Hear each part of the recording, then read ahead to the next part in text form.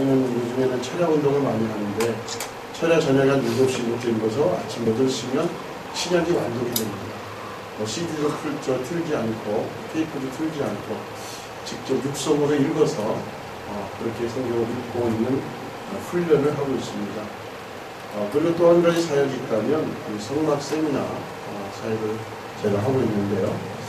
성막은 구약에 나타난 예수 그리스도의 모형을 우리가 생각해 보는 것이죠.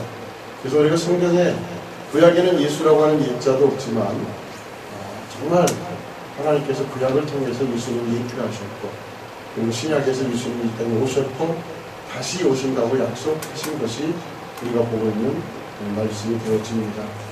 그래서 오늘 우리는 3일 동안 저녁 시간만 가지고는 도저히 이 분량을 소화시킬 수가 없습니다. 성막은 15시간 신학교에서 강의로 하고 있는데 3일을 가지고는 정말 엑기스만 정말 중요한 말씀들만 우리가 생각해 볼 수밖에 없고요. 나중에 시간이 더 되면 더 깊이 있게 성막을 우리가 공부할 수 있는 좋은 시간이 되었으면 좋겠습니다. 창세기 원리서 출애굽기 말씀 한번 찾아보시죠. 출애굽기 25장입니다.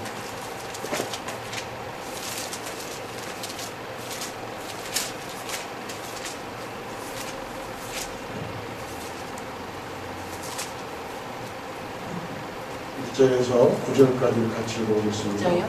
25장, 출애굽기 25장 1절에서 9절까지. 여호와께서 모세에게 말씀하여 이르시되 이스라엘 자손에게 명령하여 내게 예물을 가져오라 하고 기쁜 마음으로 내는 자가 내게 바치는 모든 것을 너희는 받을지니라. 너희가 그들에게서 받을 예물은 이러하니 금과 은과 놋과 청색, 자색, 홍색 실과 가는 배실과 넘소털과 붉은 물들인 수영의 가죽과 해달의 가죽과 조각목과 등류와 판위에 드는 향료와 분향할 향을 만들 땅콩과 꼬마노며 에봇과 흉패에 물릴 보석이니라. 내가 그들 중에 거할 성소를 그들이 나를 위하여 질 때 물은 내가 내게 보이는 모양대로 장막을 짓고 기구들도 그 모양을 따라 지을지니라. 아멘. 자, 22절 한번 다 같이 읽어주십시오. 22절만. 22절 시작. 거기서 내가 너와 만나고 속죄제비 곧 증거대 위에 있는 두 그룹 사이에서 내가 이스라엘 자손을 위하여 내게 명령할 모든 일을 내게 이루리라. 아멘. 우리가 마지막에 가야 될 곳은 바로 이 법궤 앞입니다. 법궤 앞에 가서 하나님을 만나는데 거기서 너와 만난다는 것은 바로 이 두 그룹 법궤 앞에서 하나님이 나와 여러분과 만난다는 말씀이 되겠죠. 그래서 우리가 마지막 종착역은 어디냐면 마지막 종착역은 법궤 앞인 것처럼 하나님의 심판대, 하나님의 대보자 심판대가 우리 마지막 그게 하나님을 만나는 장소고 거기서 우리가 심판을 받으면서 우리는 생명의 부활로 악한 자들은 심판의 부활로 그래서 우리는 영원한 천국과 영원한 생명에 들어갈 수 있지만 악한 자들은 영원한 사망, 불못에 들어가는 그런 지옥에 들어가는 그런 일이 바로 대보자 심판대에서 이루어지게 됩니다. 하나님께서는 천지를 창조하시면서 우리에게 천지를 창조하시면서 에덴 동산이라고 하는 귀한 장소를 주셨습니다. 이 성막은 한마디로 이야기하면 하나님과 만나는 장소, 즉 예배의 장소가 변천된 과정이라고 볼 수 있습니다. 예배의 장소. 여러분, 에덴 동산은 성전이 있었을까요? 없었을까요? 우리가 에덴 동산에는 성전이 없었던 무성전 시대입니다. 에덴 동산 자체가 성전이라는 거죠. 그래서 하나님은 그곳의 모든 식물과 동물과 모든 하나님의 창조물을 창조하시면서 그 찬양하는 그 모든 모습을 하나님 받으시고 흠양하시는 것이 바로 에덴 동산입니다. 그리고 우리 인간을 창조, 사람을 만드시고 내가 심히 좋았더라. 심히 좋았더라. 그래서 그 사람과 이야기하시고 원하시고 대화를 나누시기를 원하셨다는 거죠. 그래서 거기서 항상 하나님은 아담아 부르실 때 네 하고 대답하는 것이 바로 예배입니다.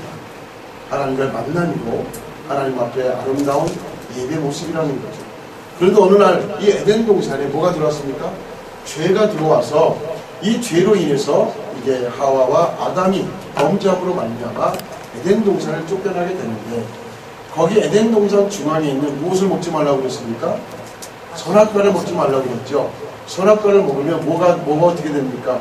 첫째는 하나님과 같이 된다고 하는 거죠.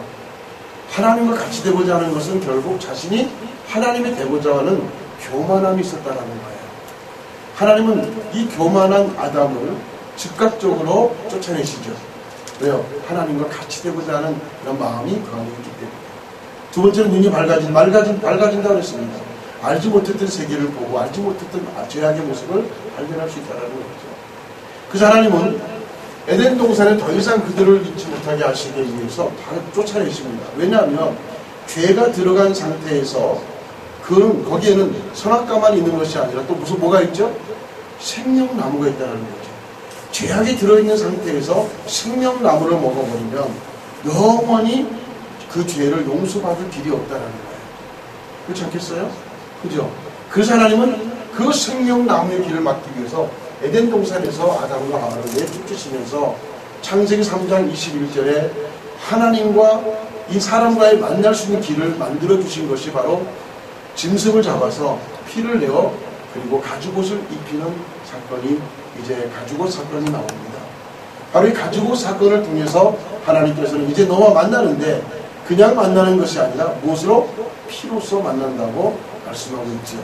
그래서 너와 나와 만나는 것은 이제는 피로 인하여 내가 너를 만나겠다라는 거죠. 그래서 이 에덴 동산에서 쫓겨난 아담과 하와는 가장 먼저 하나님께 드렸던 제사가 뭐냐면 단제사라는 겁니다. 단제사. 돌단을 쌓아놓고 그 위에 나무를 놓고 재물을 놓고 불을 태워서 하나님 앞에 제사를 드리는 것이 제사의 시작입니다. 단제사입니다. 그래서 단제사를 통해서 하나님께서는 그 향을 받으시는 거죠. 이게 첫 번째 드려졌던 제사죠. 그래서 성경의 창세기 4장 4절에 보니까 가인과 아벨이 드려지는 제사가 나옵니다. 가인과 아벨이 드리는 제사가, 가인은 곡식을 가져다가 이제 제물로 드렸고, 아벨은 짐승의 첫 새끼를 구별하여 하나님 앞에 드렸다라고 성경은 나옵니다. 그런데 하나님께서는 가인의 제사를 받지 아니하시고 아벨의 제사를 받으셨다고 했습니다. 그리고 아벨의 제사를 가지고 의로운 제사라고 말씀하시고, 히브리서에 보니까 의로운 제사라고 말씀하셨어요. 이는 아벨이 그 짐승을 잡고 피를 내면서 그 양이 죽어지는 것과 같이 자기도 그와 같이 제사를 드리며 그랬습니다. 그러니까 양이 죽어지는 것과 같이 자기도 그와 같은 심정으로 예배에 임했다라는 거예요. 이것이 아벨의 제사요, 아벨의 의로운 제사라는 겁니다. 그러나 가인은 그냥 곡식만 갖다가 그냥 올려서 제사를 드렸기 때문에 아무 의미가 없는 거예요. 사실 형식적인 제사일 수밖에 없다는 거죠. 하나님은 형식적인 제사를 원치 아니하시고, 저 하나님께서 받으시는 제사는 우리가 드리는 신령과 진정으로 드릴 수 있는 그 예배를 하나님 받으시는 줄로 믿습니다. 그래서 이때 단제사를 통해서 이스라엘 백성들, 아담과 하와가 하나님께 제사를 드렸고, 이 단제사가 이제 족장 시대를 통해서 장막이라고 하는 곳을 우리가 이제 성경을 보게 됩니다. 장막. 성막에 앞서 장막이라는 그런 장소가 이제 나오게 되는데, 이 족장 시대에는 이제 아브라함 믿음의 조상 아니겠습니까? 아브라함, 이삭, 야곱을 중심으로 해서 이제 제사가 이루어지고 예배가 이루어지는데, 성경에 보니까 아브라함은 성경에 기록된 걸 보면 다니엘 주제로 가장 많은 내용을 가지고 있는 내용이 무엇이냐 하면 바로 성막이라는 거예요. 창세기부터 요한계시록까지 다니엘 주제로 보면 천지창조도 웅장하고 아름답지 않습니까? 그래서 성경에 11장밖에 기록이 안 돼 있어요. 창세기 요한계시록까지. 그리고 아브라함도 믿음의 조상 아닙니까? 믿음의 조상인데 창세기 요한계시록까지 14장 정도밖에 기록이 안 돼 있어요. 그런데 다니엘 주제로 봤을 때 이 성막이라는 말은 무려 50장이라고 하는 방대한 분량을 가지고 있기 때문에 우리는 성막을 제대로 알아야 구약에서 나타나는 예수 그리스도의 모습을 우리가 발견할 수 있다는 겁니다. 우리가 이제 배우겠지만 성막은 하나하나 모든 기구 속에 예수 그리스도가 담겨져 있다는 겁니다. 그래서 구약에 흐르는 예수 그리스도를 우리가 어떻게 알 수 있느냐? 바로 성막을 통해서 수많은 예표가 있지만, 수많은 예수 그리스도를 나타낼 수 있는 예표가 있지만 가장 두드러지게 나타나는 것이 바로 이 성막이라는 것이죠. 그래서 우리는 구약의 캐캐목은 옛날 이야기 성막이 아니라 정말 진정한 그리스도를 우리가 어떻게 발견할 수 있느냐, 바로 그것이 오늘 우리가 배우는 성막이라는 사실을 여러분 분명히 믿으시길 주의 이름으로 축원합니다. 그래서 이 장막이라는 곳에서 하나님 앞에 예배를 드리고 제사를 드리고 하나님 앞에 섬기는 그런 제를 드리는 것을 보게 되어집니다. 이 장막을 지나서 이제 이스라엘 백성들이 이제 출애굽을 하게 되죠. 애굽에 들어가서 몇 년 있었습니까? 430년이라는 세월을 애굽으로 들어가죠. 야곱 시대를 거쳐서 요셉을 통해서 이제 430년의 애굽의 삶을 사는데, 이 애굽의 삶을 살면서 이제 홍해를 건너고 이제 광야에 들어서면서 하나님께서는 광야에서 뭘 만들려고 하시냐면 성막을 만들려고 말씀하시는 거예요. 성막. 그래서 성막은 이동식 예배당이라는 거예요. 이동식 예배. 그래서 이스라엘 백성들이 광야에서 40년 동안 광야에서 살았지 않습니까? 이 40년 동안 약 41번, 42번 정도 움직였다는 거예요. 그러면 바로 하나님이 이 성막 안에 계셨는데, 바로 이 하나님, 그 성막 안에 계셨던 하나님을 만나기 위해서 이동하면서 40년 동안 이동하면서 하나님 앞에 제사를 드린 것이 바로 이 성막이라는 것입니다. 사실은 고센 땅에서 예루살렘까지는 10하루길이면 그냥 부지런히 걸어가면 10하루길이면 갈 수 있는 거리이기 때문에 사실 충분히 쉬었다가도 한 달 아니면 갈 수 있는 거리예요. 그러나 40년 동안 이스라엘 백성들을 하나님께서는 광야에서 훈련을 시킨 것은 바로 이스라엘 백성들이 뭐 같은 사람이었냐면, 여러분 우리는 원불교를 믿지 않습니다. 그죠? 원불교 같은 성도가 돼서는 안 돼요. 원불교는 뭡니까? 원망하고 불평하고 교만하고 맞아요 안 맞아요? 원불교잖아요. 원망하지 아니하고 교만하지 아니하고 불평하지 아니하고 교만하지 아니하고. 그러니까 우리 원불교 같은 성도가 돼서는 안 된다는 거예요. 왜냐하면 이스라엘 백성들이 40년 동안 광야에서 원망했어요, 불평했어요, 교만했어요. 1세대가 광야에서 다 죽었다는 거예요. 하나도, 물론 갈렙과 여호수아가 가나안에 들어갔지만은 그 1세대는 다 광야에서 죽었다는 겁니다. 그건 뭡니까? 하나님 앞에 그 수많은 기적을 보면서도 원망했기 때문에, 그 수많은 기적과 수많은 하나님의 능력을 보고서도 불평했기 때문에, 그리고 목이 곧은 백성이어서 하나님 그들의 교만함을 하나님 보시고 그 원불교 같았던 그 이스라엘 백성들을 광야에서 1세대는 죽게 하시고 2세대가 가나안에 들어가는 그 은혜를 베풀어 주신 것을 우리는 성경을 통해서 보게 되어집니다. 그래서 이 성막은 이동식 예배당이라고 우리는 생각하면 돼요. 이동식 예배당이 40년 동안 있다가 이제 다윗이 가장 먼저 이제 하고 싶었던 일이 뭐냐면 성전을 건축하려고 했던 일입니다. 그 전에 성전을 건축하기 전에 무엇을 하기 원했냐면 이 법궤를 들여오기를 원했죠. 이 법궤를 들여올 때에 법궤가 사실은 엘리 제사장 시대의 법궤가 빼앗겼어요. 그래서 엘리 제사장 아들도 죽었고 법궤는 빼앗겼기 때문에 어디로 빼앗겼습니까? 블레셋 나라에 빼앗겼죠. 그 블레셋 나라에 빼앗긴 법궤가 어디에 있었냐면 블레셋 그 사람들이 자신의 신에 있는 다곤 신이라고 하는 신에 있는 그 옆에다가 법궤를 갖다 놓은 거예요. 그랬더니 그 다음날 가보니까 다곤이 엎어져 있어요. 가만히 놔뒀는데 엎어져 있어요. 아니 우리 신이 왜 엎어져 있냐? 하고 다시 세웠어요. 그 다음날 가봤더니 이거 엎어진 게 아니라 이제는 목이 나가고 손이 나가고 발이 부러지고 완전히 동강난 거야. 그 원인이 어디에 있느냐? 원인이 법궤에 있다는 거야. 이들이 늦게 발견한 이들이 그 법궤를 가지고 가드로 에그론으로 계속 니네들이 가져가. 그런데 가져가는 곳마다 법궤가 있는 곳마다 뭐가 있습니까? 기적이 일어나는데 어떤 기적? 온역이 일어나고 질병이 나타나고 수많은 사람들이 죽어나가 빠지는 거예요. 이스라엘 백성들은 졌지만은 블레셋에게 졌지만은 하나님은 자기 스스로 자존심을 살리시고 그 블레셋 나라 사람들을 다 진멸하시니까 이들이 오히려 이제는 법궤를 자진해서 반납하게 됩니다. 이제 너희들 가져가라 했던 그 법궤가 아비나답의 집에 약 20년 동안 간직하고 있었던 거죠. 근데 20년 동안 아비나답의 집에 있었던 법궤가 복을 받았다는, 그 아비나답의 집이 복을 받았다는 얘기가 성경에 없어요. 여러분, 우리는 신앙생활을 깊이 하고 신앙생활 오래 했다고 자랑할 수가 없다는 거예요. 20년 동안 신앙생활 했는데 복을 받지 못하는 것은 뭔가 문제가 있다는 거죠. 그죠?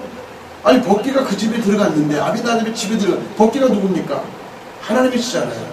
하나님이 그 집에 들어갔는데 아니 하나님의 집에 들어갔는데 복을 못 받았다는 게 말이 되겠습니까? 그런데 아비나답의 집에 있던 그 법궤를 다윗이 이제 다윗 성으로 자기가 있는 성으로 가져오기 위해서 이제 법궤 운반을 하게 됩니다. 그 운반을 할 때에 레위 족속인 이 우사를 통해서 이제 운반을 하게 되죠. 우사는 사람 생각으로는 정말 야 하나님이신 법궤가 우리가 들고 가야 되는데 이왕이면 새 차를 뽑았어. 아주 그냥 새 차를 그냥 리무진을 딱 뽑아가지고 그 위에다 멋있게 한번 우리가 가지고 들어가자 이렇게 생각을 했는데 그렇게 해서 이제 새 수레에다가 한 번도 멍에를 배우지 않았던 그 소에다가 그 위에다가 뭘 가져와요? 법궤를 올려놓잖아요. 그러니 그 소가 오다가 타작마당에 들어서니까 이게 펄쩍펄쩍 뛰는 거예요. 그 펄쩍펄쩍 뛸 때에 이 법궤가 떨어지려고 하니까 그걸 잡았단 말이죠. 그 순수한 마음으로 잡았음에도 불구하고 그 자리에서 오히려 즉사하는 사건이 일어납니다. 대반전이 일어나죠. 다윗은 법궤가 들어오니까 춤을 추면서 얼마나 하나님께 경배하며 얼마나 요란법석입니까? 바지가 흘러내려감에도 불구하고 그런 하나님을 찬양하며 그 법궤가 들어오는 것을 그렇게 좋아했는데 갑자기 서늘하게 보여 사람이 죽어간다. 야 이게 무슨 일이냐? 이게 웬일이냐? 무엇 때문이냐? 그래서 제사장들과 의논한 선지자들과 의논한 결과 이 법궤는 메고 가야 되는데 수리에 끌고 왔기 때문에 하나님의 방법이 아니라는 거예요. 우리 인간의 방법에서 아무리 좋은 방법이라 할지라도 하나님의 방법이 아니면 안 된다는 거예요. 할렐루야. 우리가 무슨 일을 하더라도 하나님께서 하시는 방법이 아니면 아무것도 할 수 없다는 거예요. 아무리 우리가 최선의 방법으로 우리 방법을 해도 하나님의 방법이 아니면 안 된다는 거예요. 할렐루야. 우리 어떤 일을 해도 여러분 하나님이 하고자 하실 때 하나님의 방법대로 하는 것이 진리라는 거죠. 할렐루야. 그래서 이 다윗은 그 법궤를 이제 포기를 하는데 그 법궤가 어디로 갑니까? 그 법궤가 오벳 에돔이라고 하는 집에 들어가게 되는 거죠. 근데 오벳 에돔이라고 하는 사람은 성경에 보니 이 사람의 뜻을 보니까 이 사람 이름의 뜻은 신을 잘 섬기는 사람이 되는 거예요. 오벳 에돔이. 그러면 그동안에 그 집에 법궤만 들어간 게 아니라 아세라도 들어가고 바알도 들어가고 다곤도 들어가고 수많은 신이 그 집에 들어갔는데 뭐 했겠어요? 잘 섬겼겠죠. 아니 오벳 에돔이 신을 잘 섬기는 사람이래잖아요. 그래 안 그래요? 잘 섬겼겠어요? 안 섬겼겠어요? 잘 섬겼는데 복을 받지 못한 거죠. 그런데 어느 날 뭐가 들어와요? 법궤가 쑥 들어오는 거야. 갑자기 법궤를 그 집에 법궤가 쑥 들어오는 거야. 야 이게 이스라엘의 신인데 이것이 어떻게 우리 집에 들어오느냐. 그런데 그 법궤가 들어왔을 때 이 오벳 에돔이 어떻게 했겠어요? 그냥 아이 너 저리 가면서 내 편에 쳤을까요? 아니죠. 오벳 에돔이 어떤 사람이라고요? 신을 잘 섬기는 사람. 그러면 그 하나님을 잘 섬겼겠어요? 안 섬겼겠어요? 하나님을 잘 섬겼는데 3개월 동안 몇 개월? 20년 동안 섬겼던 아비나답은 복을 받지 못했는데 이 오벳 에돔은 잠깐 동안 3개월 동안 그 법궤가 들어왔는데 얼마나 잘 섬겼으면 훗날에 솔로몬 성전이 세워질 때에 성경에 보니까 따라합시다. 오벳 에돔이 복을 받고 자녀가 복을 받고 자손이 복을 받고 할렐루야. 3대가 복을 받으니 3대가. 그래서 3대가 복을 받았는데 이 복이 이 예루살렘 성전에서 이 사람들이 굉장히 중요한 자리에 다 찾아오셨다는 거죠. 성전 문지기에, 행정관에, 제사장에 여러 가지 일들 66명의 오벳 에돔의 자녀들이 엄청난 복을 받아서 이 솔로몬 성전에서 큰 일을 감당할 수 있는 그런 하나님의 일꾼이 되었다라는 거죠. 그래서 이 성전 이제 하나님께서 다윗의 성전을 그렇게 짓고 싶었지만 이 다윗은 피를 많이 보았기 때문에 네 아들 솔로몬을 통해서 성전을 짓겠다라고 하셔서 하나님은 솔로몬을 통해서 이제 솔로몬 성전이 지어지게 됩니다. 그 솔로몬 성전이 지어지고 나서 이제 뭐가 이제 일어납니다. 나라가 분리가 됩니다. 분리가 되는데 위에는 누구예요? 여로보암. 그죠? 여로보암. 아래는 누구예요? 르호보암. 그래서 10개의 지파를 가지고 있는 여로보암. 두 개의 지파를 가지고 있는 르호보암. 그래서 남북이 갈라지게 됩니다. 그래서 성경은 이렇게 우리에게 얘기해요. 너희는 두 가지의 길이 있다. 성경에 두 가지 길이 있다. 두 길이 있어요. 두 길이. 어떤 길이냐? 한번 따라합시다. 다윗의 길로 가라. 우리에게 다윗의 길로 가라는 거예요. 우리의 신앙과 우리의 믿음이 다윗을 닮아가라는 거예요. 성경에 우리에게 두 가지 길에 한 가지는 다윗의 길로 가라고 말씀하시고 또 하나의 길은 뭐냐? 따라합시다. 여로보암의 길로 가지 마라. 할렐루야. 여로보암의 길로 가지 말라고 하는 이 말은 뭐냐면 여로보암은 처음부터 끝까지 우상을 섬겼던 나라였어요. 자, 북쪽에 올라갔던 여로보암이 10개 지파를 가지고 있었다는 게 굉장히 부자가 된 거예요. 이 사람은 축복받은 거예요. 그럼에도 불구하고 이스라엘 백성들이 예루살렘 성전에 내려가서 제사를 지낼까봐 첫째 뭘 했냐면 정통적인 제사장들을 다 잘라버렸어요. 다 쫓아버렸어요. 정통적인 제사장. 그리고 두 번째는 뭐예요? 제사 날짜를 바꿔버렸어요. 세 번째는 성전에서 예배를 드려야 되는데 단을 쌓고 우상을 섬기는 단을 베델과 단에다 만들었다는 거죠. 이스라엘 백성들이 저 아래 솔로몬 성전에 내려가지 못하도록 철저하게 막은 사람이 누구냐? 여로보암이라는 거예요. 그리고 끊임없이 그들은 우상을 숭배하고 우상을 섬겼다는 거죠. 하나님은 수많은 선자를 보내서 돌아오라 그리하면 살리라 라고 끊임없이 선자를 보냈음에도 불구하고 이 여로보암은 하나님께 돌아오지 않냐고 끝까지 우상 앞에 있다가 BC 722년에 아수르에 의해서 망하게 됩니다. 그리고 남쪽에 이제 유다도 두 개 지파를 가지고 있었지만 여러분 두 개 지파지만 위에서 북쪽에서 누가 내려왔어요? 다 쫓겨났던 제사장들이 다 내려왔죠. 그리고 구석에 제사장들이 내려왔는데 여러분 제사장이 뭐 하는 사람이에요? 제사 드리는 사람이잖아요. 하나님께 제사 드리는 사람이잖아요. 다시 말해 예배 드리는 사람이죠. 예배 드리는 사람이 구석구석 이렇게 내려오니까 하나님이 그 나라를 작지만 강하게 하시는 거예요. 할렐루야. 부하게 하시는 거예요. 강하게 하시는 거예요. 그래서 바로 유다가 다윗 왕조부터 바로 이 남쪽의 유다는 작지만 강한 나라가 돼서 하나님을 섬기는 나라가 되므로 BC 이제 586년에 결국 망하게 되지만 어찌됐든 간에 하나님께서는 성전을 통해서 이스라엘 백성들을 모으게 하시고 나라가 분리돼 가지고 결국 두 나라가 빼앗기고 난 이후에 70년 동안 뭐예요? 포로 생활을 하죠. 포로 생활하고 돌아오면서 무슨 성전을 짓습니까? 수룹바벨 성전을 재건합니다. 수룹바벨 성전을 재건하면서 정말로 나이 든 사람은 솔로몬 성전을 바라보면서 울죠. 야, 전에 솔로몬이 너무 아름답고 너무 귀했는데 이 수룹바벨 성전은 형편없구나. 젊은 사람들은 어때? 그래도 우리가 예배드릴 장소가 있구나. 그래도 우리가 하나님 섬길 수 있는 예배드릴 장소가 있구나. 그래서 기뻐하는 그래서 수룹바벨 성전이 나오게 되고 그 수룹바벨 성전에서 이제 예수님 당시에 있었던 것이 뭐냐면 헤롯 성전, 헤롯 성전이 약 46년 동안 헤롯이 정성을 들여 공을 들여서 지은 것이 예수님 당시에 있었던 성전이 바로 헤롯 성전입니다. 그래서 헤롯 성전을 통해서 예수님은 저 성전이 무너지고 3일 만에 다시 지으시리라 그러잖아요. 그 자신 육체, 자신이 죽고 3일 만에 다시 살리라고 하는 부활에 대한 소망을 우리에게 보여주시는 말씀을 하셨는데 이 헤롯 성전이 예수님은 돌 위에 돌 하나 남지 아니하고 무너뜨리우리라 그러잖아요. 실제로 AD 70년에 로마의 디토 장군에 의해서 이제 이스라엘이 함락이 됩니다. 예루살렘이 함락이 되면서 이 성전이 이 헤롯 성전이요 조각조각 나는데 그 기둥에 있는 금은 보석을 캐내려고 다 쪼아가지고 다 캐갑니다. 예수님의 말씀 돌 위에 돌 하나 남지 아니하도록 다 쪼개가지고 금은 보석을 다 빼가버립니다. 그리고 나서 AD 70년에 결국 이제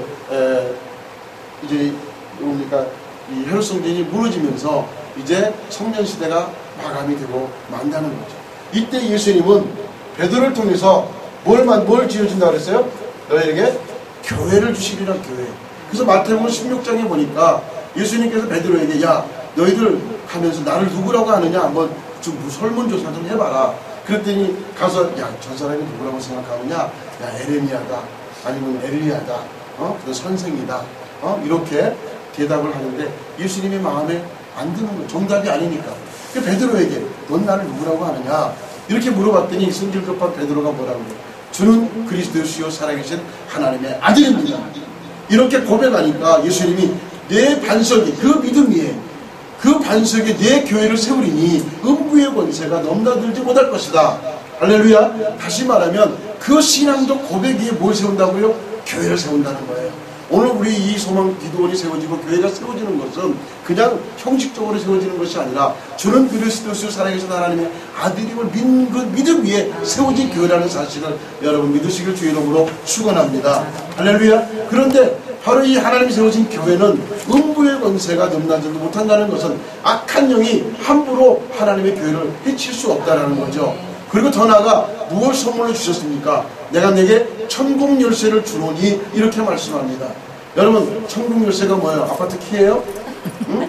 이런 자동차 키입니까? 아니에요. 이 천국 열쇠는 다른 것이 아니라 내가 너에게 천국 열쇠를 주는 것은 바로 예수 그리스도가 천국을 여는 열쇠라는 거예요. 할렐루야. 요한복음 14장에 예수님께서 우리 이렇게 말씀하시죠. 너희는 내 이름으로 기도하라. 내가 곧 시행하리니 이렇게 말씀합니다. 바로 예수님은 천국의 열쇠가 되셔서 우리가 기도할 때 예수님으로 이름으로 기도할 때 하늘문이 열려지고 할렐루야. 우리가 기도할 때 닫혀지는 거예요. 누구 이름으로? 예수님의 이름으로. 그러므로 오늘 우리에게 주시는 이 교회가 세워지는 것은 그냥 아무데나 막 세워지는 것이 아니라 정말 주는 그리스도시요 살아계신 하나님의 아들임을 믿는 그 반석 같은 믿음 위에 하나님 교회를 세우시고 그 교회가 악한 영에게 휘둘리지 아니하고 철저하게 하나님 지켜주시고 그 교회를 통해서 하나님은 놀라운 역사를 통해서 우리가 기도하는 것마다 기적을 만들어주시고 우리가 기도하는 것마다 하늘이 열려지는 역사를 베풀어 주시는 줄 믿으시길 주 이름으로 축원합니다. 엄청난 축복을 우리는 받으셨어요. 할렐루야. 여러분 천국 열쇠를 다 가지고 있단 말이에요. 오늘 저와 여러분 교회는요 유형교회가 있고 무형교회가 있습니다. 유형교회는 보이는 교회입니다. 여러분 요 소망기도 소망교회 옆에 보니까 무슨 순복음교회가 있어요. 네, 순복음교회. 네, 순복음교회 있고 뭐 여기 수많은 교회들이 있지 않습니까? 그 보이는 교회들은 유형교회입니다. 보이지 않는 교회는 우리 안에 있는 에클레시아, 우리 한 사람 한 사람이 하나님 앞에 다 교회라는 거예요. 장차에서 이 땅에 예수님 오실 때에 예수님은 남성이잖아요. 남성의 의미가 있잖아요. 그럼 나도 남자잖아요. 그럼 결혼하면 둘이 동성 결혼하는 겁니까? 아니에요. 예수님은 우리 한 사람 한 사람 에클레시아, 교회로 보는 거예요. 저도 교회예요. 여러분도 교회예요. 교회는 에클레시아는 여성 명사예요. 그러니까 오늘 한 사람 한 사람 교회이기 때문에 예수님은 이 땅에 교회와 만나시는 것이고 교회와 혼인하시는 것이고 교회를 통해서 하나님 일하시는 것을 믿으시길 주의 이름으로 축원합니다. 할렐루야. 그래서 이 교회를 하나님께서 만들어주시고 이제 우리에게 너희의 마음은 성령의 전인 줄 모르느냐 이렇게 말씀하시고 오늘 저와 여러분은 우리 안에 누가 하나님의 내주하시는 성령의 전이 지어주고 있다는 거예요. 그래서 우리 안에 함부로 아무것이 들어온 것이 들어갈 수 없고 들어온 것이 나갈 수 없다는 거예요. 그래서 우리 안에는 오직 예수로 인하여 우리는 깨끗해져야 되고 예수가 우리 안에 들어올 때 그 빛이 우리 안에 들어오면 우리 안에 있는 흑암의 세력이 빠져나갈 수밖에 없다는 거예요. 왜? 빛과 어둠은 공존할 수 없기 때문에. 할렐루야. 예수님은 또라이 그 빛이라고 예수님 자체 그 빛이 우리 안에 들어오면 그 빛으로 우리 속에 있는 악한 흑암의 모든 권세들이 예수님의 빛으로 인해서 쏙쏙이 빠져나가기 때문에 우리 안에는 누가 있느냐? 오직 예수밖에 없다는 거예요. 그 오직 예수로 인하여 우리가 살아갈 때 하나님 나라가 우리 안에 임하여지고 더 나아가 우리는 이제 에덴 동산을 꿈꾸며 하나님 나라를 생각하며 주님 오시는 그날까지 우리가 믿음 생활하며 신앙 생활할 때에 하나님은 우리의 그 흔들리지 않는 믿음, 변하지 않는 믿음 보시고 우리 속에 역사하시는 예수 그리스도와 함께 우리를 천국에서 만나게 하시고 놀라운 은혜를 베풀어 주시는 줄 믿으시길 주의 이름으로 축원합니다. 할렐루야. 그래서 우리는 바로 성막을 왜 우리가 배워야 되느냐? 성막은요 하나님을 만나러 가는 지름길입니다. 하나님 만나러 가는 지름길이에요. 그리고 성막에 들어가서 우리가 성막에 들어가면 번제단에서 우리 죄를 벗어버리는 겁니다. 번제단은 죄와 이혼하는 자리예요. 죄를 버리는 그 번제단에서 우리는 죄를 정말로 하나도 남김없이 다 버려서 태워버려야 된다는 거죠. 그렇지 않으면 우리는 물두멍 앞에 나갈 수 없다는 거예요.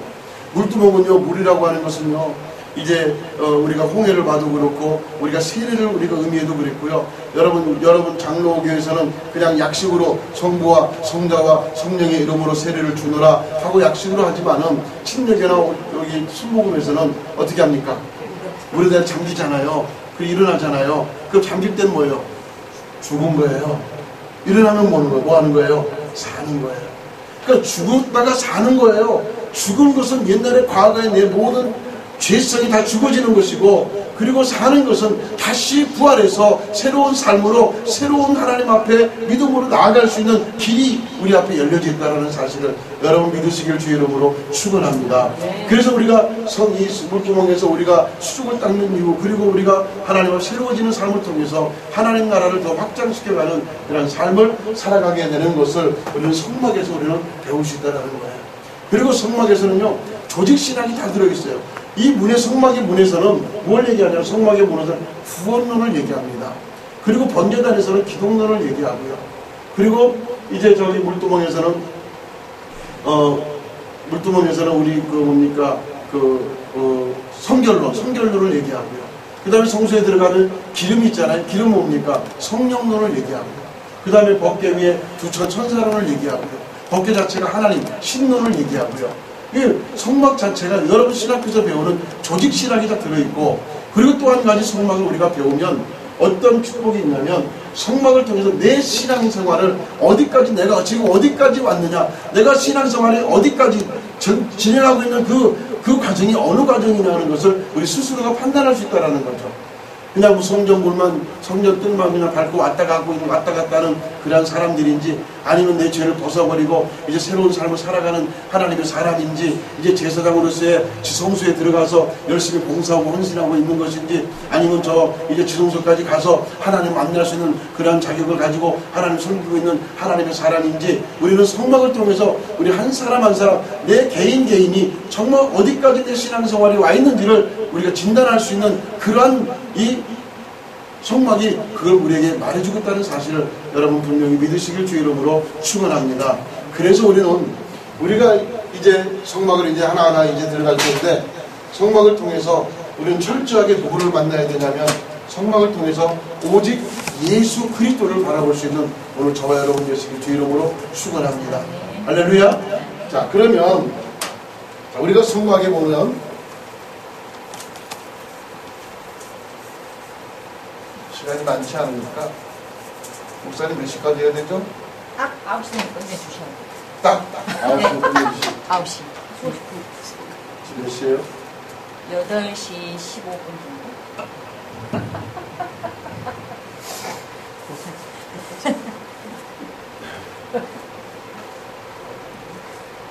딱 9시. 딱 9시 끝내주시죠. 저 출애굽기 25장에 보면 이제 성막에 들어가면 재료들이 나옵니다. 재료를 우리가 보기 전에 성막을 지을 때 하나님은 반드시 하나님의 사람들을 통해서 성막을 짓게 하십니다. 아무나 힘이 센 애굽 사람들에게 시켜 성막 지으라고 하지 않아요. 하나님은 이스라엘 백성들을 통하여서, 당신의 백성들을 통하여서 하나님의 일을 하고자 하시는 거죠. 오늘 저와 여러분 하나님 앞에 직분자가 되고 하나님 앞에 성직자가 된 것은 바로 하나님의 일을 하기 위해서 하나님이 세우신 줄로 믿습니다. 할렐루야. 그냥 아무나 막 세운 게 아니에요. 하나님 반드시 하나님을 쓰시고자 하는 그 일들이 있기 때문에 우리 한 사람 한 사람 그 직분에 따라 세우셨다는 거죠. 그런데 바로 반드시 하나님의 자녀들을 통해서 시키셨지만은, 두 번째로 보니까 하나님은 아무나 세운 것이 아니라 반드시 하나님의 신이 충만한 사람을 세우는 거예요. 그럼 하나님의 신이 감동이 되어야 되는데, 구약에는 하나님의 신을 감동시키셨어요. 하나님께서 일꾼을 세우실 때 그냥 아무나 탁 잡아가지고 일하라고 한 것이 아니라, 이 성막을 만들었던 부살렐과 오홀리압도 하나님의 신이 감동이 되었고, 다윗도 하나님의 신이 감동이 되었고, 사울도 하나님의 신이 감동이 되었고, 솔로몬도 하나님의 신이 감동이 되었고, 사사도 하나님의 신이 감동이 되었고, 하나님께서는 당신의 일을 시키고자 하는 모든 사람들에게 당신의 신을, 하나님의 신을 그에게 감동되게 하셨다는 거예요. 그럼 신약에 와서는 사도행전 6장에 보면 예루살렘 교회가 이제 많이 커졌잖아요. 커지다 보니까 일꾼들이 이제 부족한 거예요. 근데 또 일꾼들이 세우다 보니까 서로 막 이제 싸우잖아요.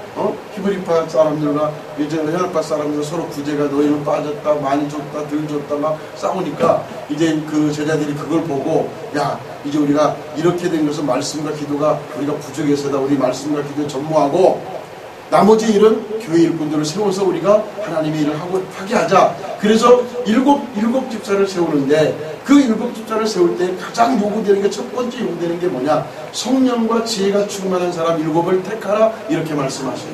그러니까 하나님의 일을 하고자 할 때 가장 중요한 것이 뭐냐면 성령에 충만한 사람을 하나님 세우신다는 거예요. 아무나 하나님 세우시는 것이 아니에요. 할렐루야. 성령에 충만한 사람을 하나님 부르시고 하나님 택하시는데 구약에서도 하나님의 신을 감동시켜 주셨고 신약에서도 성령에 충만한 사람을 세워주셨는데 그러기 성령 충만한 사람이 과연 어떤 사람이냐? 저는 성경을 읽어보다가 성령 충만한 사람이 과연 어떤 사람일까? 어떤 신앙을 가지고 있는 사람일까? 이걸 많이 고민을 하고 생각을 해봤는데 그 말씀을 제가 읽다가 깨달은 것이 있어요. 이 성령에 충만한 사람은 다른 것에 있지 않고 여러분 이 두 돌판 있죠? 이 두 돌판이 뭐죠? 십계명이죠? 이 십계명을 제가 보면서 이 십계명 안에 성령의 충만함이 있구나. 나는 이것을 깨닫고 자, 한번 따라합시다. 내가 이 십계명을 쉽게 올 수 있도록 쉽게 알 수 있도록 제가 알려드릴게요. 하나. 하나님 외에 다른 신들을 내게 있게 말지니라. 이 이상한 것을 만들지 말고 절하지 말고 섬기지 마라. 3가 하나님의 이름을 함부로 부르지 마라. 4 사사로운 일로 주의를 범하지 마라. 5 오직 내 부모를 공경하라. 6 육체를 해하지 마라. 7 단장한 여인을 이상한 눈으로 보지 마라. 8로 남의 것을 도둑질하지 마라. 9 구수한 말로 거짓 증거하지 마라. 10 시시탐탐 남의 물건에 탐내지 마라. 할렐루야. 근데 굉장히 중요한 게 뭐냐면 따라합시다. 하나님 외에 다른 신들을 내게 있게 말지니라. 오직 나만 있게 하라. 나만 있게 하라. 나만 있게 하라. 하나님만 있게 하라. 할렐루야. 오직 하나님만 있게 하라. 이 말씀이 성령의 충만한 삶을 우리에게 요구하시는 거예요. 오직 우리 안에 하나님만으로 충만한 사람이 성령 충만한 사람이에요. 오직 우리 안에 예수님으로 충만한 사람이 성령 충만한 거예요. 할렐루야. 십계명에서 우리에게 말씀해요. 너는 나의 다른 신들을 내게 있게 말지니라. 이것이 오직 너에게 하나님의 성령 충만한 삶의 모습이라고 우리에게 말씀해 주시고 있더라니까요. 할렐루야. 여러분, 우리는 성령 충만한 삶을 통해서 하나님 나라에 일할 수 있는 일꾼 되시기를 주님의 이름으로 축원을 드립니다. 할렐루야. 그래서 우리는 이 성막을 배울 때 가장 중요한 게 뭐냐면 바로 재료입니다. 재료. 우리가 아까 출애굽기 25장 1절에서 9절까지 읽었잖아요.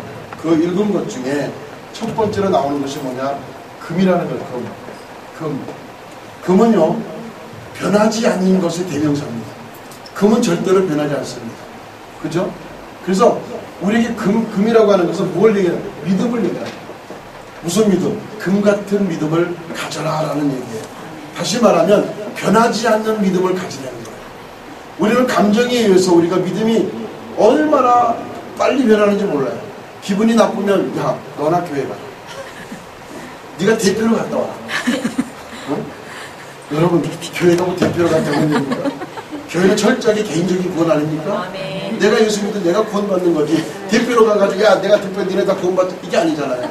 그죠? 그러니까 믿음은 무슨 믿음? 변하지 않는 믿음을 가지는 거예요. 금 같은 믿음을 가지려는 것은 변하지 않는 믿음을 우리가 가져야 된다는 거예요. 왜? 금은 변하지 않기 때문에. 성경에 가장 많이 사용된 것이 금이에요.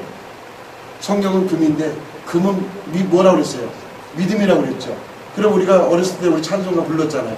돈으로 넘어가요 하나님 나라 지식으로 못 가요. 하나님 나라. 거듭나면 가는 나라. 하나님 나라. 믿음으로 가는 나라. 하나님 나라. 할렐루야. 뭐로 간다고요? 믿음으로 가는 나라. 믿음으로.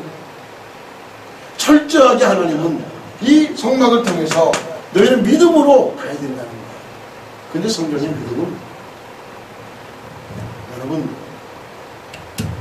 장자권에 대해서 여러분 생각해 보셨어요? 장자권? 옛날에 요즘은 장자권에 대한 이야기가 많이 나오는데 저는 이미 이 성막 세미나를 벌써 제가 20년 가까이 했기 때문에 그 전부터 이미 장자권에 대해서 우리가 벌써 이미 나는 저는 다 얘기를 했어요. 장자권이 뭐냐? 창세기 25장에 보니까 27절에 34절에 보면 누가 나옵니까? 야곱과 에서가 나와요. 에서와 야곱이 나와요. 근데 거기에 보면 야곱이 형 에서에 뭘 뺏어와요? 장자권을 사잖아요. 파충한 그릇에. 그 장자권이 뭔데? 여러분 장자권이 뭔데? 그렇게 야곱이 사모하고 형 에서에게까지 파충한 그릇에 팔면서 그 장자권을 이제 뺏었을까요? 이 장자권은 엄청난 축복이에요. 그래서 우리가 장자라고 하는 것은 그 집안의 큰아들이잖아요. 아버지의 재산을 상속받는 자격이 있는 사람이 장자예요. 그죠? 그래서 이스라엘의 장자는 여러분 우리 집안의 장자는 큰아들이잖아요. 옛날에 큰아들에게 재산이 다 갔어요. 그래서 지금은 좀 분배가 되죠. 그죠? 그러나 이 이스라엘 나라에도 장자에게 모든 아버지의 재산이 다 갖게 돼 있어요. 그런데 이 장자권을 이 야곱이 사모했단 말이죠. 뭔데 도대체 그 장자권이 뭔데?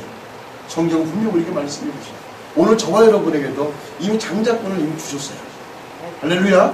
그래서 이 장자권은 믿음의 장자에게 주시는, 우리는 믿음의 장자에게 주시는 하나님입니다. 할렐루야. 어떤 믿음?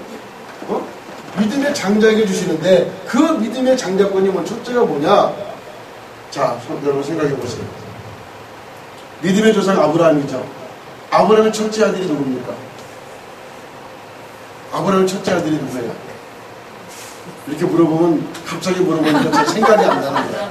너무 쉬운데도 갑자기 생각이 안 나. 다 이해해요. 이스마엘이잖아. 아들이 없으니까 하갈을 통해서 아들을 낳았잖아. 아브라함이. 근데 이스라엘을 가르쳐 성경에 보니까 들나귀 같은 사람이라는 거야. 들나귀. 들이라는 것은 세상이에요. 나귀는 뛰어다니는 동물이에요. 그래 이스마엘이 어떤 사람이 되는 거예요? 세상에서 뛰어다니는 사람, 세상을 즐기며 살아가는, 세상 중심의 삶을 살아가는 사람이 이스마엘이 되는 거예요. 모든 자신의 포커스가 어디 있다는 거예요? 세상에 있다는 거예요. 하나님은 세상을 향하여 살아가는 이 이스마엘에게 복을 주지 않는다는 거예요. 그 하나님의 씨가 누구예요? 이삭이잖아요. 백세라는 이삭이잖아요. 그 이삭은 어디에 거했다고 그래요? 장막 안에 거했다. 어디 안에? 장막 안에 거했다고 그래요. 장막. 그 당시 장막은 하나님의 임재가 있는 곳이고 하나님께 예배가 있는 곳이고 하나님 말씀이 선포되는 곳이고 이런 장자, 오늘날 교회와 같은 곳이에요. 이 장막 안에 거하고 있었던 이 이삭에게 하나님은 장자의 복을 주시잖아요. 할렐루야. 자, 그럼 시간이 없으니까 이 이삭의 아들이 누구예요? 에서와 야곱이잖아요. 그죠?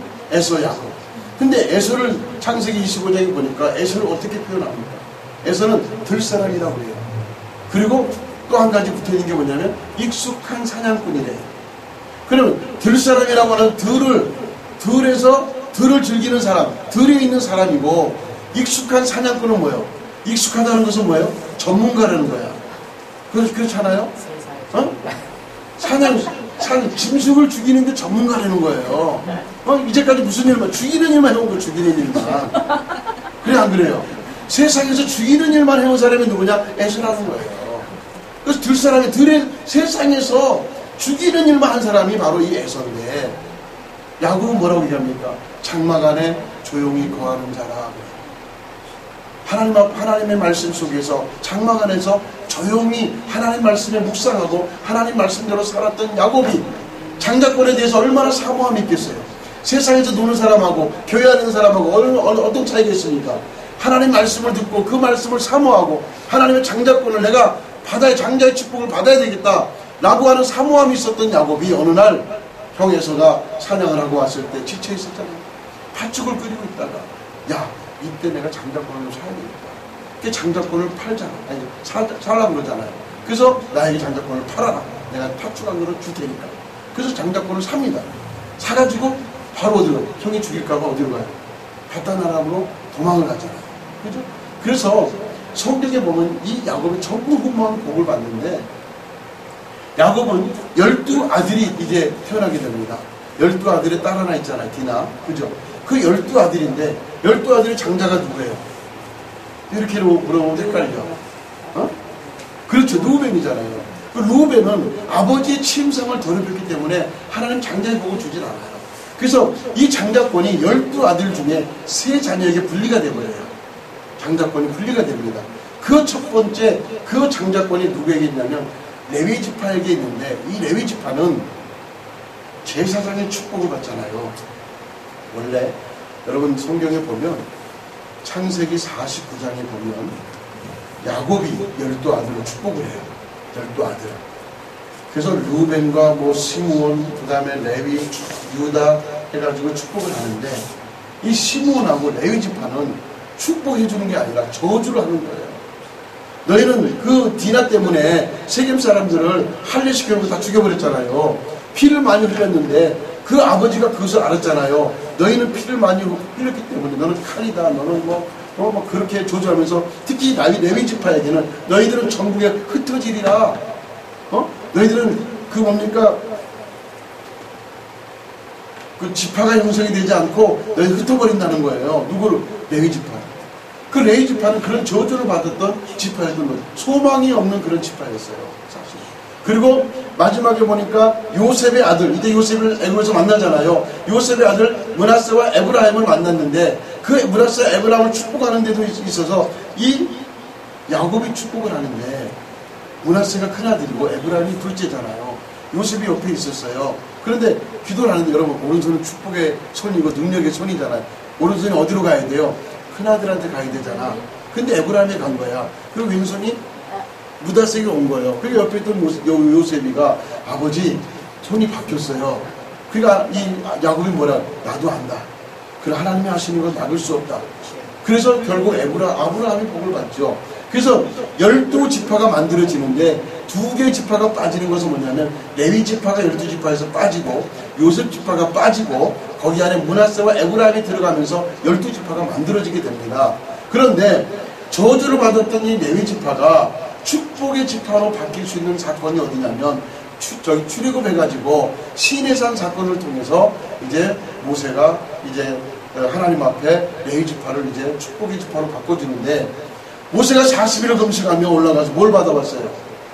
아까 2돌판을 받아왔잖아요. 2돌판을 받아와가지고 기쁜 마음으로 내려오는데 밑에서는 지금 아론을 중심으로 해가지고 뭘 만들었어요? 금송아지를 만들어 놓고 이것이 우리를 인도해낸 하나님이라고 이야기하는 거예요. 이것이 우리를 인도해낸 하나님이라는 거예요. 그러니까 모세가 내려오다가 뚜껑 열리겠죠. 그죠? 자기는 40일 동안 금식하며 하나님 말씀을 이제 가지고 내려오는데 저 밑에서는 뭐예요? 아니 송아지를 만들어 놓은 그것이 하나님이라고 하잖아요. 그러니까 뚜껑이 열리니까 저 2돌판을 치고 던져버리는 거예요. 박살을 내버리는 거예요. 박살을 내버리고 이 금송아지를 만드는데 가담하지 않는 지파가 누구냐? 다시 말하면 하나님 편의 선자가 누구냐? 하나님 편의 선자가 누구냐? 이렇게 얘기했을 때 그때 레위 지파가 나오게 됩니다. 여기 있습니다. 레위 지파가 그때 나오게 됩니다. 하나님 편에 섰던 레위 지파가 그 당시에 하나님께서 이제 모세에게 칼을 줍니다. 레위 지파에게 칼을 줘요. 칼을 주니까 레위 지파가 그 우상을 섬겼던 사람들을 이제 진멸시키는데 그날 죽였던 사람들이 3천여 명이나 되었더라.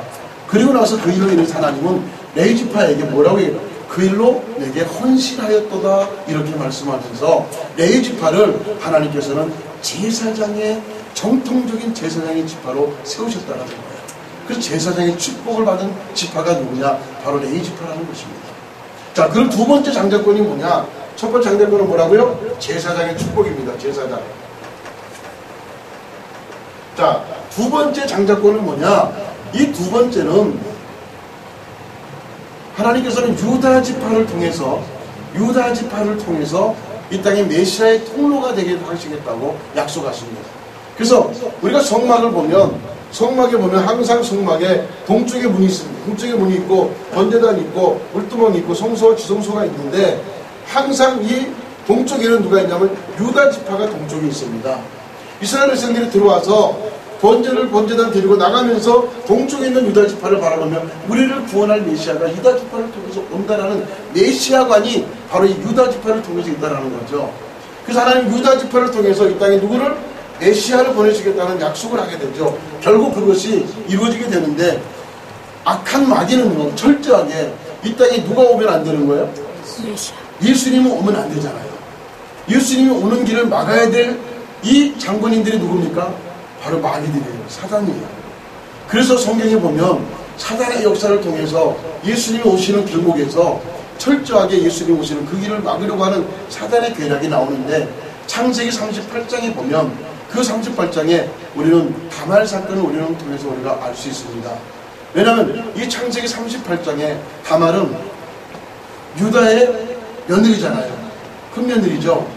그래서 엘과의 결혼해서 자식이 없어요. 하나님은 악해서 애를 죽이셨어요. 그리고 오난을 둘째 동생이 되는 오난을 통해서 가정에 씨를 내게 하셨는데 그 오난도 하나님께서 뭐라고 그래요? 악해서 죽이셨는데 왜 악해서 죽이셨냐?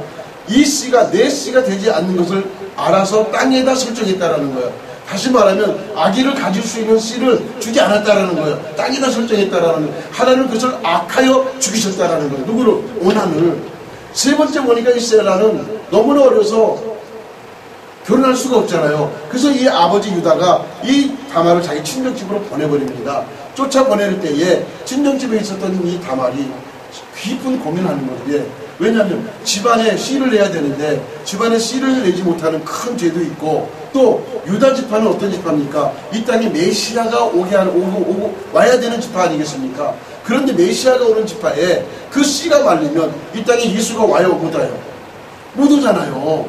그 엄청난 그 사건 앞에서 이 다말은 깊은 고민을 하는 그 순간에 누가 온다고 소문이 납니까? 자신의 시아버지가 그 동네에 온다고 소문이 납니다. 그래서 기성옷을 입고 그 시아버지를 받아서 씨를 받아서 그 이제 쌍둥이를 낳게 되고 그 쌍둥이 이세의 아버지가 되고 다윗을 낳게 되고 다윗을 통해서 이스라엘의 족보가 이어지면서 마지막에 이제 마지막에 누굽니까? 마리아와 요셉을 통해서 유다 지파를 통해서 누가 옵니까? 예수 그리스도가 이 땅에 오시게 했던 거죠. 할렐루야. 그래서 첫 번째 이 다말 사건을 통해서 악한 마귀들이 예수님이 오시는 그 길을 저지하고 막았던 것을 우리가 보게 되고 두 번째는 언제냐면 두 번째는 여호사밧 왕 시대에 저 북쪽에는 누가 다스렸습니까? 북쪽에는 아합이라고 하는 왕이 다스리고 있었죠. 그래서 아합이라는 왕이 다스리고 있었는데 아합의 부인이 누굽니까? 이세벨이잖아요. 우상의 여인 이세벨이잖아요. 그 우상의 여인 이세벨의 그 딸이 누구냐면 아달랴라고 하는 딸이 있어요. 공주가 있어요. 그래서 이 아합 왕과 여호사밧 왕이 정략적으로 결혼해가지고 그 이달랴라고 하는 공주를 이제 여호사밧의 아들인 요람에게 이제 아내로 이제 주게 되면 서로 싸우지 않겠다고 협약을 하고 이제 정략적으로 결혼을 시킵니다. 그런데 이 아달랴라고 하는 여인이 이제 자기 남편 요람과 같이 나라를 다스리면서 그 여호람 유다 지파의 여호람의 형제들을 다 죽여버립니다. 형제들을 죽여요. 그리고 심지어는 자기 자식들까지 다 죽이는 거예요. 왜 죽이겠습니까? 그 아달랴가 어떤 사람이에요? 우상을 섬기는 여인이에요. 그 어머니의 우상에 그 섬기는 그것을 그대로 받아서 이 땅에 아래 유다 지방에 내려와서 그곳에 우상을 퍼뜨린 사람이 누굽니까? 아달랴라는 여인이에요. 그래서 아달랴가 자기 남편을 통해서 자신의 남편의 모든 형제들을 죽이고 자신이 낳은 자녀들까지 다 죽이는데 마지막 이제 막내 요시야 왕을 그 당시에 어렸을 때 빼가게 됩니다. 그게 7살까지 키워가지고 그를 왕으로 세우기 위해서 이제 제사장이 여호야다라고 하는 제사장이 이제